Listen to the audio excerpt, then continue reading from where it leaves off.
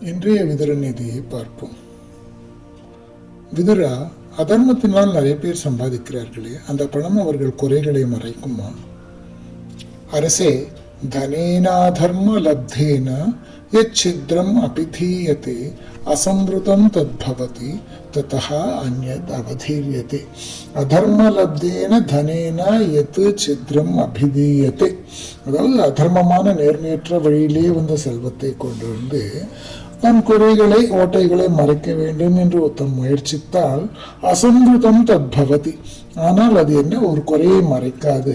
ததா அந்யத் அவதீரியத்தை, அந்த பழைய குறையை மறைக்கப்படாமல் வெளிப்படுவதோடு அந்த செல்வத்தை சம்பாதித்த விதம் என்ற புதிய களங்கம் ஒன்று பெரிதாக மேலே வந்து விழுந்துடும். அதனால ஒருபோதும் அதர்மத்தினால் சம்பாதித்த சொத்தினால் தங்கள் குறைகளை மறைக்க இயலாது.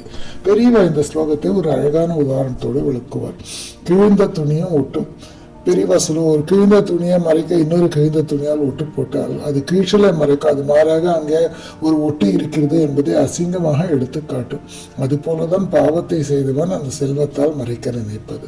தவறான வழியில் வந்த பணம் உன் வசதிகளை மறைக்கலாம், ஆனால் உன் மனசாட்சியை மறைக்காது. ஒரு பாவத்தை மறைக்க பணம் கொடுத்தால் அந்த பணம் உன்னை சமுதாயத்தில் காட்டி கொடுத்துவிடும். நேர்மையான வறுமை கூட கௌரவமானது. அதர்மத்தினால வர செல்வம் எப்பொழுதும் ஆபத்தானதுதான்.